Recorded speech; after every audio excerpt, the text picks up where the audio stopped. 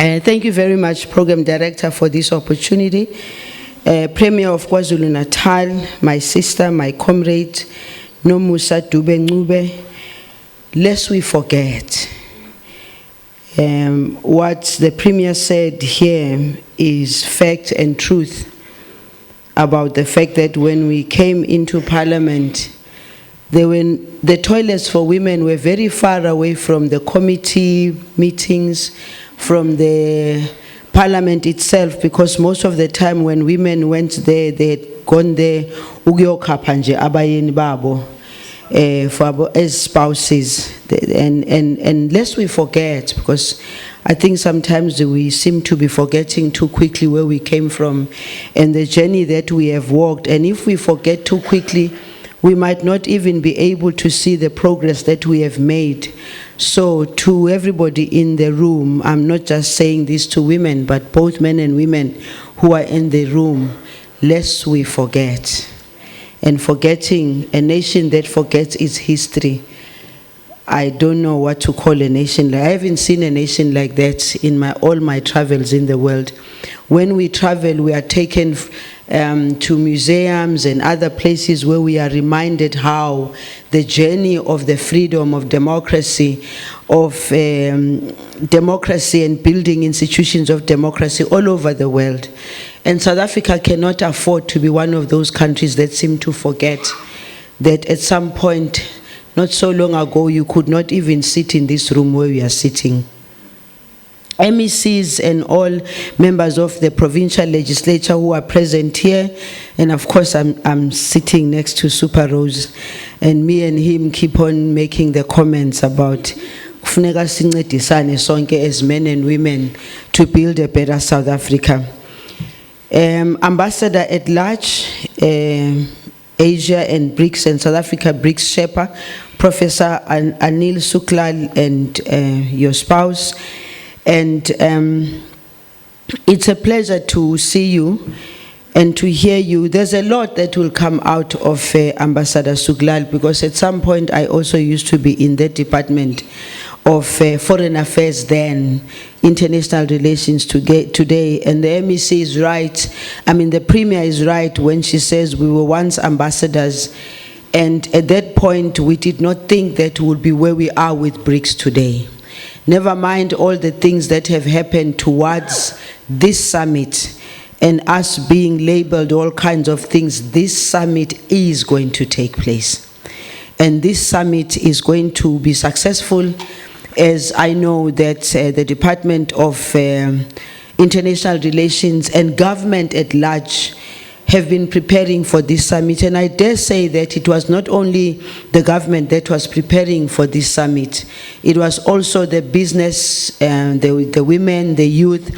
And it's quite exciting for me to hear that we now will be having the Women's Business Alliance, Women's Platform, Youth Platform, because again, if I recall when we started Ambassador Suklal, it was very difficult to bring others onto it. And the issue of bringing and starting women's forums and having the conversations by women themselves was very difficult. And so for South Africa to have stood up so firmly and said this shall happen, we must give the government, and through the relevant minister, and Minister Naledi Pandor in particular, who not only fights about these things within the country itself, but goes out globally and puts the issues of women for discussion, even in platforms such as this one.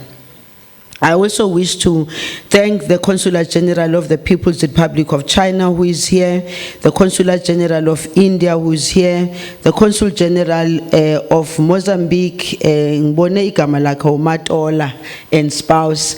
And for a moment I recalled that at one time in the 70s, Matola was one of the places where we lived as South Africans who were in the struggle, South Africans who were waiting to go either to school or to go to MK. And it's one of those areas that was brutally attacked by the apartheid regime, and many of our comrades died there. Baze babathela nge-napalm bomb. And again, it's the history that we need to keep on reminding ourselves, because when we remember that history, we can see the progress that we have made since then. And of course, I wish to thank the Director General of the Department of Women, Youth and Persons with Disabilities, Advocate Joyce Maluleke. I want to tell you the story that I was busy in a meeting somewhere, and then I got the call, hey Minister, Minister, where to Hambile? And I knew I was acting for the Minister, but I didn't know that I would find myself in Durban today. But as she knows, I always take those responsibilities with pleasure. And especially responsibility that is related to women, because I believe, as Premier said, we are the walking people who can tell the stories of the things that we've gone through as women to be able where we are today. So I took that responsibility with utmost grace, because I think that the excitement for me was the fact that the BRICS Summit is going to be taking place in Johannesburg. But for the province of KwaZulu-Natal, as well as the Minister Nkosazana Dlamini Zuma, who I admire so much. I've worked with Minister Nkosazana Dlamini Zuma as an advisor many years ago, when we used to run around in the African continent trying to bring peace, security and stability in the continent. And she's one woman who has got the greatest respect in the continent. So again, yabona usisi omdala mayikuthuma usukuma ngespeed ugijima uyowenza lo msebenzi loyo. And then also the Director General of KwaZulu-Natal, Dr. Nonhlanhla Mkhize, who is here, representatives of civil society and women organizations, but most importantly, the women who are in business who are here today.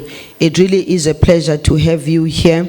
And as Program Director said to us earlier on when she started, women need to be vocal. You need not only just be vocal, you need to be able to showcase that we are just as capable of doing those businesses, of building those businesses, and creating that wealth that is very necessary for the future.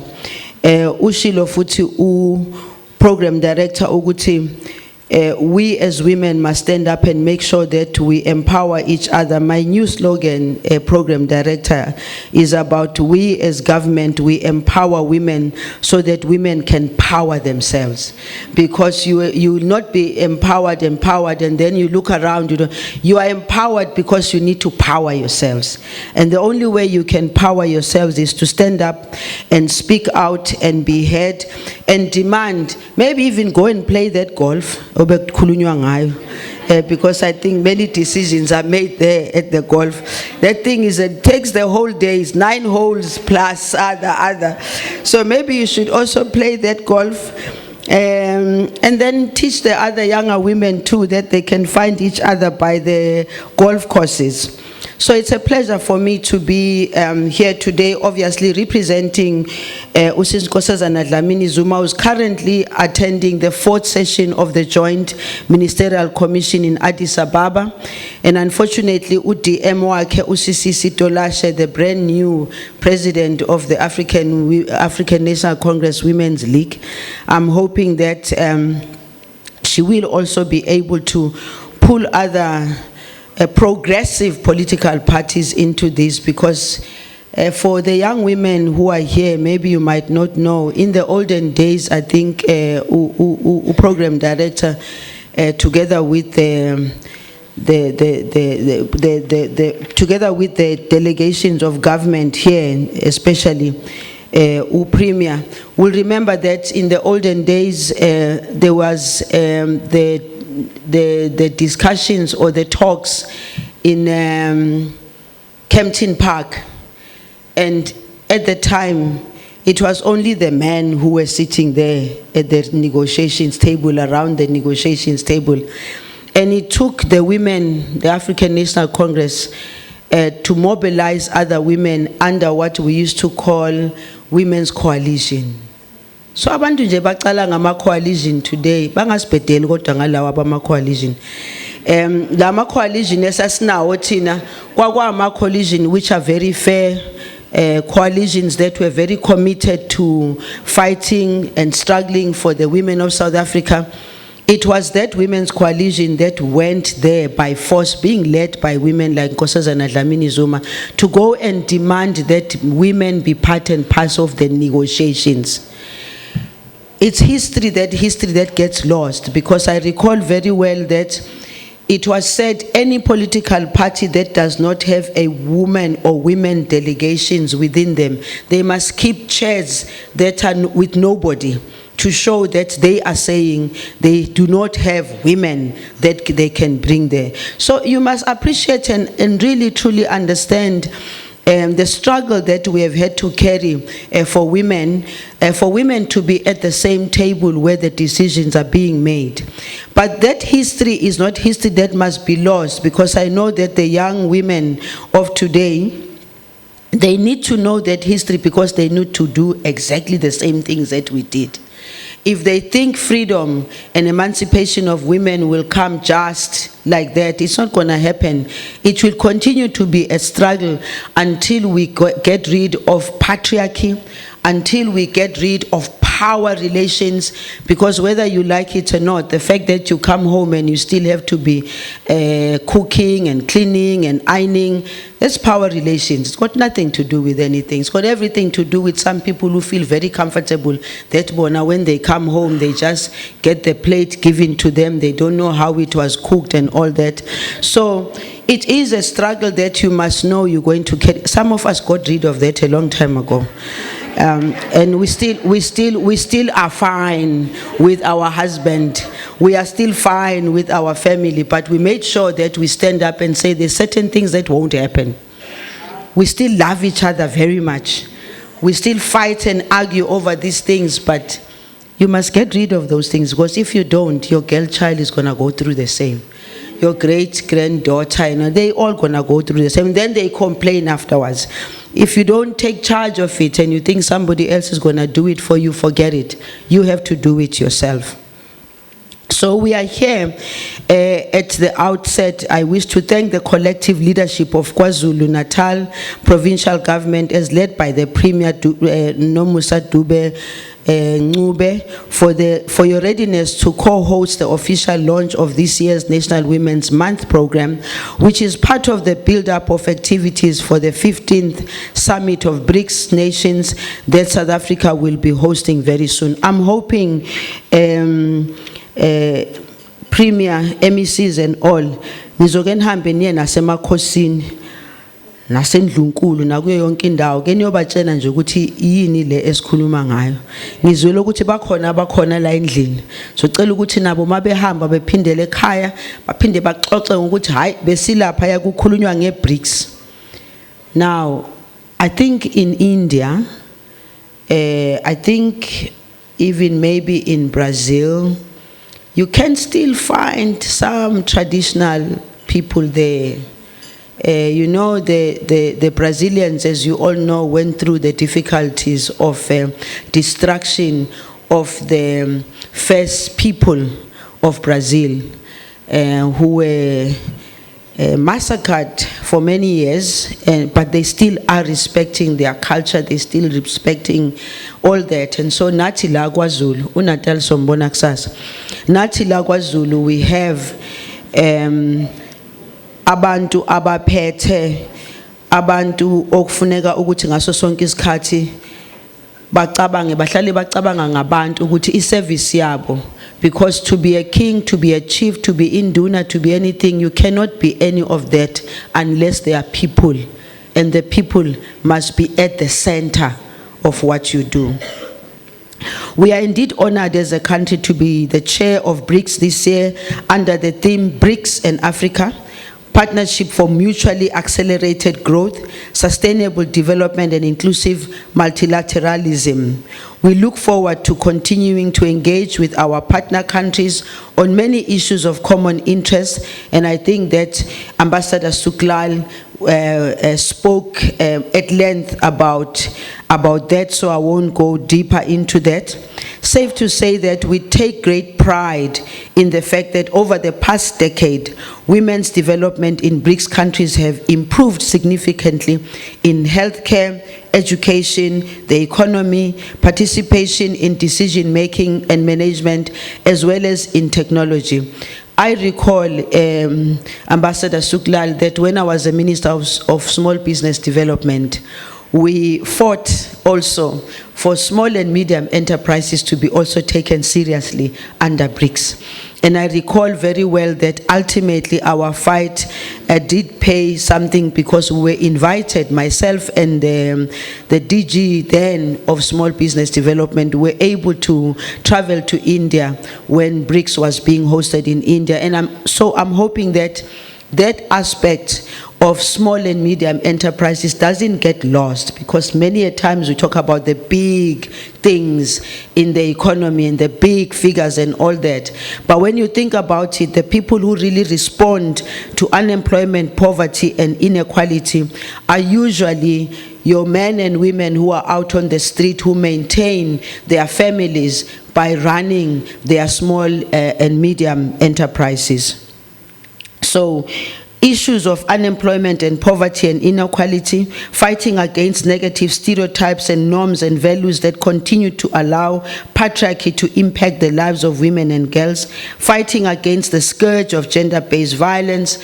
And South Africa is one country that sometimes when we go internationally, we speak all the beautiful things about our country.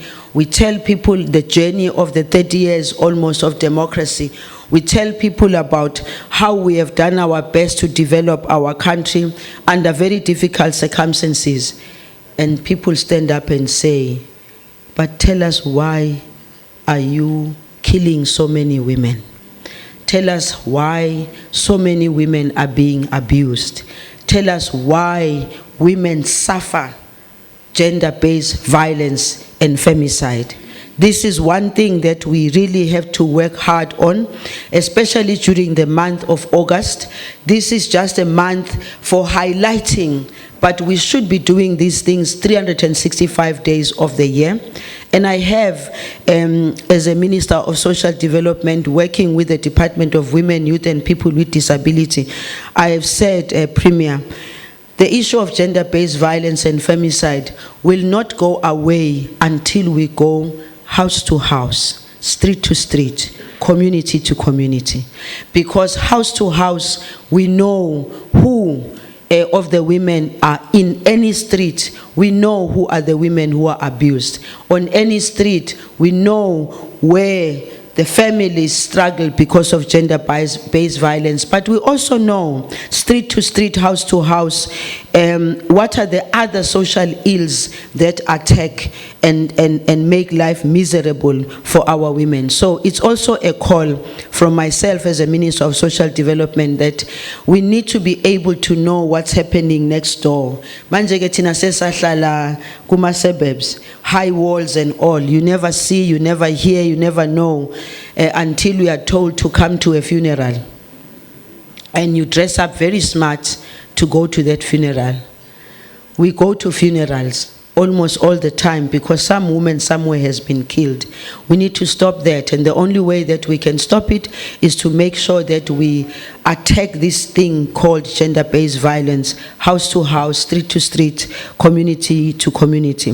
It will be a shame, obviously, when BRICS partners come here and in all the midst of fanfare and everything, then they wake up in the morning to a news or they read in some paper of some woman who was bashed and killed by a partner somewhere. It's very embarrassing for us, but it's also a shame for us as the country. Coming back to this reason why we are here today, I think that during this month we commemorate the historic struggles and sacrifices of South African women, black and white, who proudly stood shoulder to shoulder against the twin evils of racism and sexism at the height of the apartheid regime.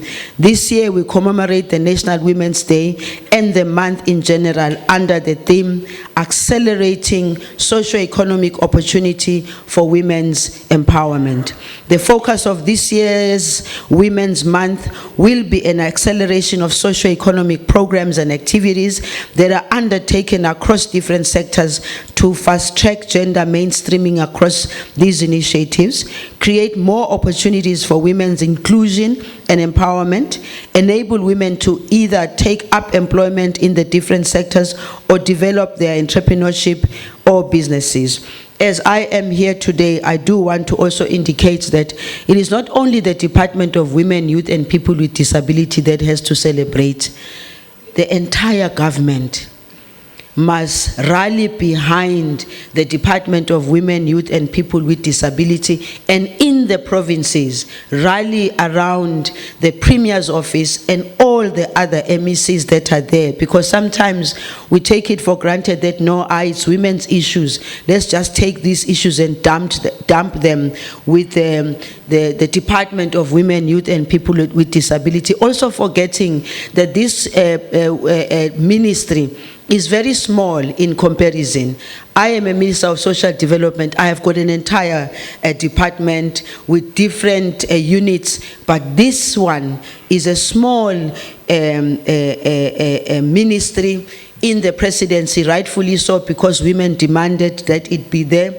But the disadvantage sometimes is that it's a small ministry with very little budget. So it is for that reason that at all times, the Department of Women, Youth and People with Disability, they demand when we are in cabinet, they demand to know what are other departments doing to support the issue of women and women's empowerment.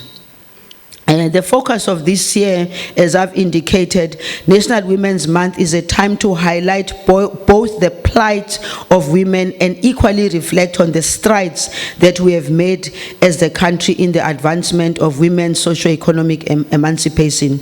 So August 9th marks the commemoration of National Women's Day annually in South Africa.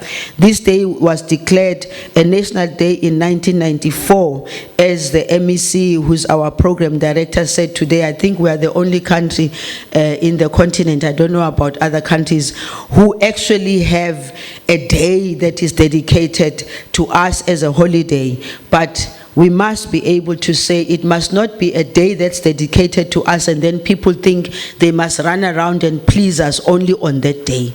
I repeat it again, it is a 365 days work that we need to do, both men and women coming together, but also boys and girls being assisted, and also boys being assisted to understand what this day is for.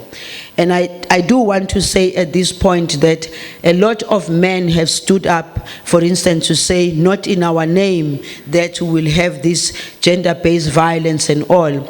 And those men are now saying to us, thank you very much for focusing on women and all, but can you also make sure that you don't leave the young boys and men behind? We want to take you along with us. We want you as men to also take the responsibility of teaching yourself, assisting yourselves, because as you are men, you are born of women, and none of you, I'm sure, would like to see your mother, your sister, your aunt, your anybody who is female being abused. I don't think you'd like to see that. So make it a point that it becomes your responsibility as men. And in the commemoration of this National Day, the country does not only reflect on the past struggles of women, but the future. And the future, in my view, if I look at myself, and I always talk about my grandmother, who is the woman who made it possible for me to go to school, and the woman who sacrificed, who was a domestic worker in Johannesburg, somewhere in Johannesburg, in Parktown. She was a domestic worker in the 30s and the 40s. And when we were born in the 50s, she stopped and said she doesn't want to be a domestic worker. She's going to just make sure that having educated her own children, her grandchildren are going to be 10 times better. And that was possible. And I stand at any platform and I say where she is, she looks at us with pride, because I think I'm 1,000 times better only because she did stand up and sacrifice for me to be able to go to school. And she did say to me that when South Africa is free, life will be very different for women. But she did say to me, it will not be like that simply because somebody has given you that. She said it's a struggle, as it was a struggle for herself. So now we are almost going towards the end of the 6th administration. We are advocating for a significant change in the positioning and character of the women's agenda in the country into an effective advocacy, project management and implementation of matters relating to the well-being and advancement of interests of women, including young women, women with disabilities, women in the LGBTQIA+ community, rural women, poor women, and women mainly in the SMMEs and cooperatives. As we are almost towards the end and we'll be going to elections very soon, we must be able to celebrate the success stories of women, and we must show those success stories, and women themselves must speak. My view is that it shouldn't be us as government who are speaking about what we have done. It is the women who feel it, who've seen the change, who felt the change, who must stand up and speak about that change, because then when they do so, they enable the women who come behind them to say, yes, it is possible. Communication must not be something that is only done by government. The women who are here in this room, because I'm sure as women here, whether you are in government, whether you are in the private sector, whether you are in civil society activities and so forth, you are a creme de la creme of the communities where you come from. Because to be creme de la creme, it means somebody had to sacrifice for you to be here. And for you to be in this room, it means, and I'm 100% sure, many of you are here in this room because you've worked hard to be where you are. And the women, don't ever let anybody tell you they've done you a favor for you to be here.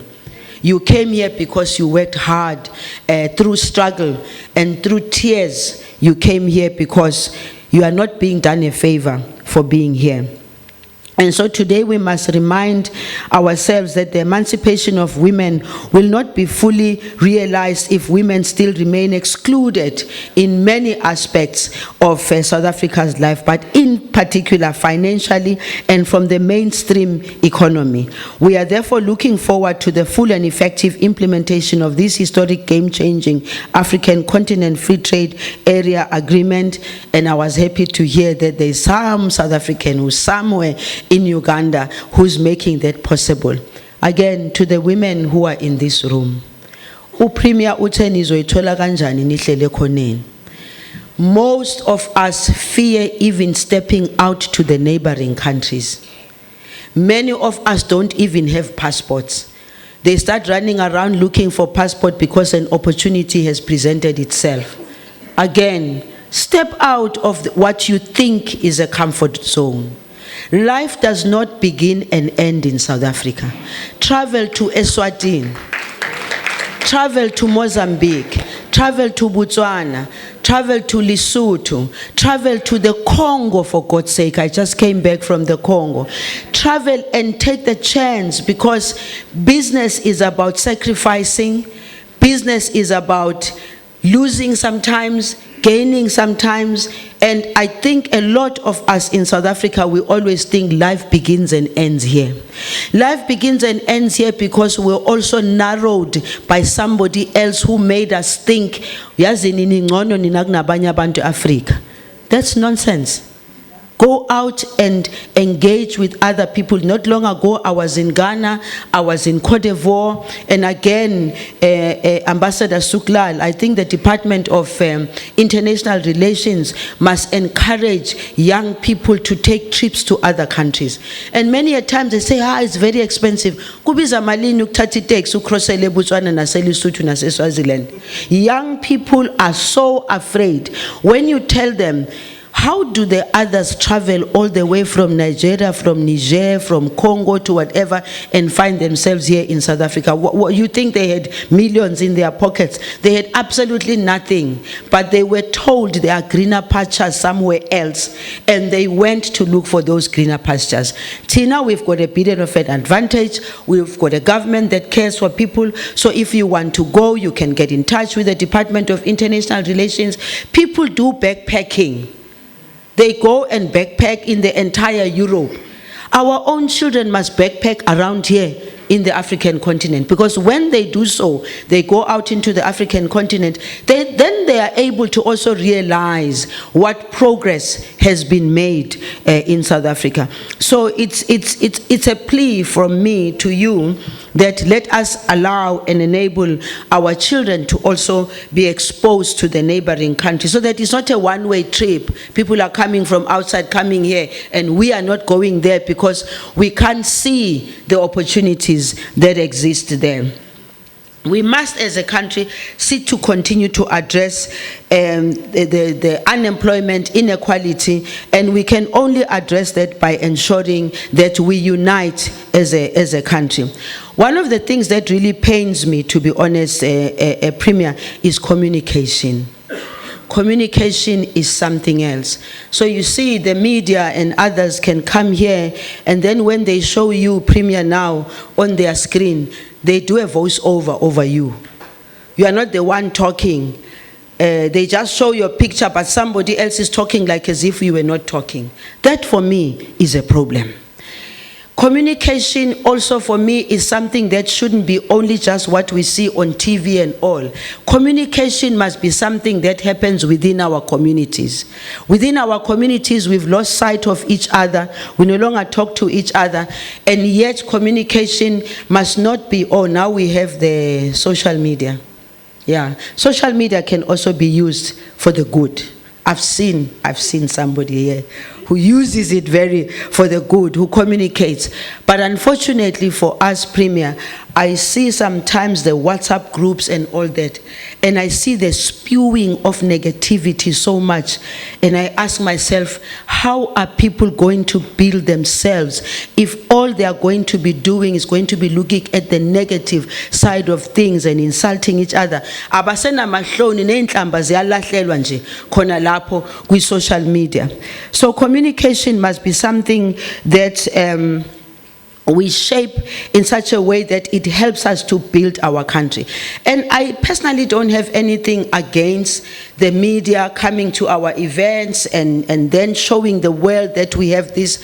I've got a problem when that communication turns around and does not become a communication that is building, a communication that is helping our communities, a communication that is saying we were there those days, we are here now. The potential and possibility, we're going to be far away from now. So that's another area that I think we need to really deal with. I don't want to be reading everything that I was given here because it can take a very long time, but Program Director, let me just conclude by saying that what the Department of Women, Youth and People with Disability also gave me to highlight are the key activities for the National Women's Month. It starts here, and I'm hoping that it will spread throughout the entire province. So on the 9th of August, the National Women's Day will be commemorated in Khayelitsha, Western Cape, and will be presided over by His Excellency President Cyril Ramaphosa. The day will be preceded by a number of build-up activities, including the following. In partnership with the Department of Defense and Military Veterans, we will be hosting an event on the naval base in Simonstown, Western Cape on the 7th of August. The intention is to highlight the different roles women play in the South African Navy. Encourage your young women to look, oh, but they look so beautiful when they are dressed in that uniform and all, and they're very disciplined and very orderly. So encourage your children also to go there.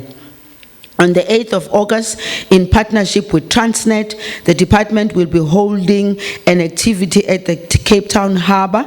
The intention is to showcase the different activities in a port and where opportunities exist for women. From the 4th to the 6th August, we will be partnering with the International Chapter on Women Judges, the South African chapter, in a conference in the Western Cape. From the 11th to 16th August, we'll be hosting the BRICS meeting on both women's issues and disability issues.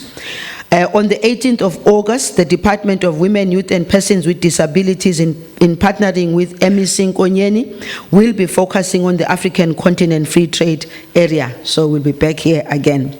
On the 28th of August, we will be holding a webinar on women in the blue economy. Yes, this is an economy where women are not found. It reminds me of the late, may her soul rest in peace, Usisi Edna Mulewa. She really did a lot of work around telling women that it is possible. And in fact, she's the one that was really pushing for us to appreciate the blue economy. Let that not be lost. On the 30th of August, we're working with WECONA, WECONA, on the rollout in provinces. And from the 28th to the 31st of August, we'll be hosting the UN Global Gender Indicator Forum in partnership with Stats SA. In essence, the country is working towards effective coordination and coherence, adequate allocation of resources, mainstreaming the meaningful inclusion and participation of women, accelerating women's economic empowerment, and monitoring and evaluating progress towards the overall emancipation of women in the country. There's a lot of work that is being undertaken. However, much more needs to be done to ensure that women's rights are fully realized. Women's rights are human rights. As I conclude, I'd like to once again thank you for the opportunity to address this occasion, distinguished guests. It is now my pleasure to officially launch the 2023 National Women's Month program. I thank you.